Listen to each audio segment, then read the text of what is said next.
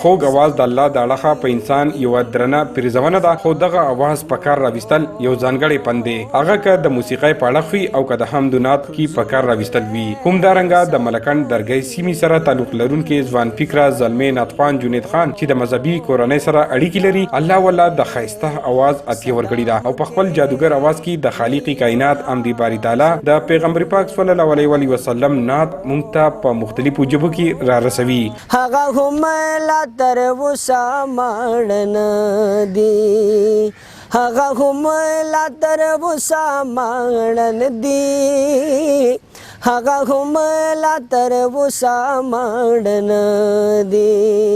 کال په کال چې مدینه کې څوک اوسېږي، کال په کال چې مدینه کې څوک اوسېږي، په دیدن د محبوب کله څوک مړېږي.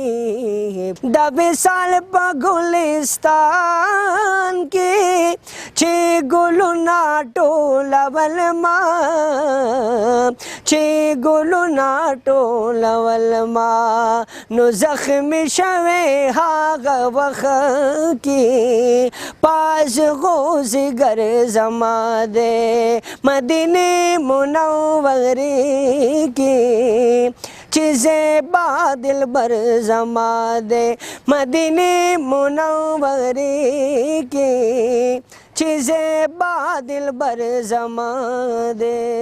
الله پاک د دې زلمی په اواز کې د بلال غوندي شیرینی رانغښتې ده او په مقدسو محفلونو کې د خپل شیرین اواز شیرینۍ په سامعینو ویشي. د ایمان شمع بلا په جهان کړه، د ایمان شمع بلا په جهان کړه، د ایمان شمع بلا په جهان کړه.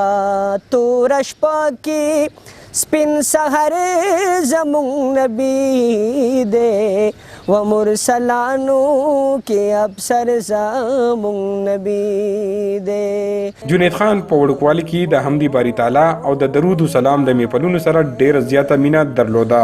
جنیدخان د 2 کالو و چې د خپل خوږ اواز په ذریعه د حمد و نعت په میدان کې قدم کېښودو او تر ننه د حمد و نعت په خورولو کې بوخت دی او د خپل اواز په جادو یې په ملکند کې نه بلکې په پوره پختونخوا کې ځانګړي پیژنګلو جوړه کړې ده، کوم چې د ستاینې وړ عمل دی. نات خواني خو جی ما ډېر د وړوکوالي په عمر کې چې زما عمر جی 2 کاله و، د هغې وخت نه زما چونکې ابتدایي شوق و، زمونږ چونکې د یو مذهبي خاندان سره تعلق ساتو، نو د هغې وجې نه زما شوق و چې زه داسې نات خوانې وکړم او په محافلو کې شامل شم. نو زه به خپل والد محترم ځان سره بوتلم او داسې په مختلفو پروګرامونو کې ما برخه واغسته. د هغې نه بیا دا سلسله شروع شوه او داسې تر اوسه پورې الحمدلله زه د دې ملک په مختلفو برخو کې زما او هلته پروګرامونو کې شاملېږم. شوق خو زما ډېر دی چې زه یم چې داسې څونه پورې زه کولی شم او زه انشاءالله ویلی شم، نو زه به دا فیلډ پرېږدم نه او زما سره خپل شوق هم دی او بل دا چې دا یو مذهبي لاین دی، نو ځکه په دواړه جهته باندې زما دپاره یو کامیابي ده. زه دا خوشحالي ګڼم چې الحمدلله ماله الله تبارک وتعالی دا یو مهارت راکړی دی او زه په هغې کې خپل کوشش کوم چې مخ په وړاندې لاړ شم. پښتو زبان کې خو زموږ خپل زبان دی، اردو کې قومي زبان دی هم ویلی شم، پنجابی کې هم ویلی شم، بعضې کلامونه د عربۍ او د سرایکۍ دا هم زه ویلی شم او ویلي مې دي. حضور ایسا کوئی انتظام ہو جائے، حضور ایسا کوئی انتظام ہو جائے، سلام کے لیے حاضر یہ غلام ہو جائے.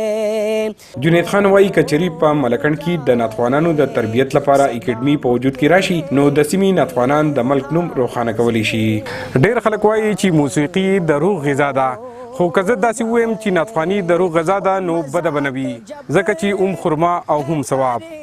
عمران دریاب، خیبر نیوز، درگاه مالکند.